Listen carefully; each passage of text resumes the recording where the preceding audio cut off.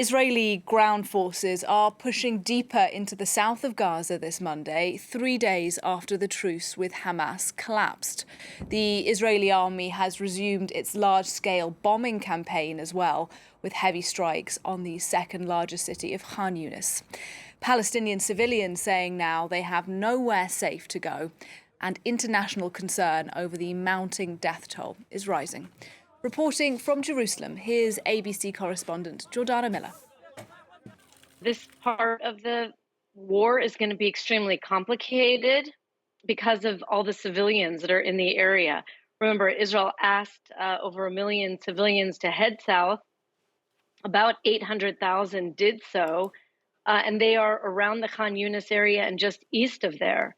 So essentially, Israel is going to have to carry out a much more precise war plan in the south if it hopes to avoid the kind of civilian casualties we saw in the north. The fighting is going to look different in the south. And first of all, because of the civilian population, number one. Number two, because the United States, which has incredible influence in this war from day one, since the massacre of October 7th, in many ways, they are consulting and advising the Israeli army on what they'd like to see in the southern part of this battle that will try to minimize civilian casualties. So we expect in the coming days, for the first time, to have Israel really declare several safe zones. Not it's safer, go south, but go to this area where there will be no bombing. That has never been the case since since the war started on October 7th.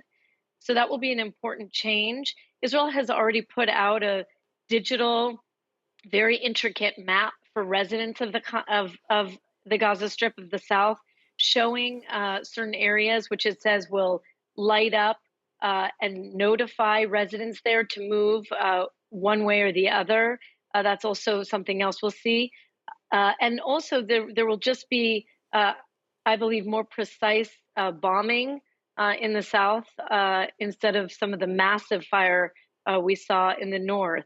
Nonetheless, it is going to be, as I said before, an extremely complicated battlefield. And the United States is not willing to give Israel 6 or 9 or 12 months to conduct this war. So we may see a few more months before it will wrap up.